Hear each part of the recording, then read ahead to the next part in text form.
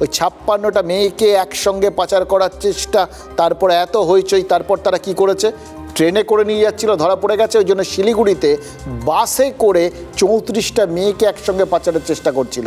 এবার এদের উদ্ধার করেছে পুলিশ। এখানে অন্তত একটুখানি স্বস্তি পাচ্ছি যে আমরা এত হইচই করেছি, এটা হয়তো প্রশাসনকে সতর্ক করেছে, তাই এই 34টা মেয়েও উদ্ধার হলো। মানে এক সপ্তাহের মধ্যে 56 প্লাস 34, 90টা মেয়েকে একসঙ্গে পাচারের চেষ্টা করা হচ্ছে।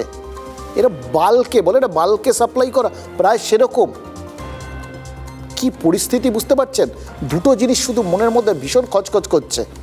এক, এই এত সংখ্যক মেয়ে পাচার হওয়ার জন্য তৈরি হয়ে যাচ্ছে, সে জেনে হোক না জেনে হোক, প্রলোভনে পা দিচ্ছে, এটা তো বাস্তব, কোনো না কোনো প্রলোভন। কোন পরিস্থিতিতে এরকম হয়? তাহলে এই প্রলোভিত হওয়ার মতো একটা সামাজিক পরিস্থিতি, আর্থসামাজিক পরিস্থিতি তৈরি হয়ে গেছে, সেটা কেউ সমাধানের চেষ্টা করেনি। এটা তো গোড়ার কথা। আর দ্বিতীয়ত, এই পাচারকারীদের কি মারাত্মক কনফিডেন্স, কি মারাত্মক দাপট ভাবুন তো।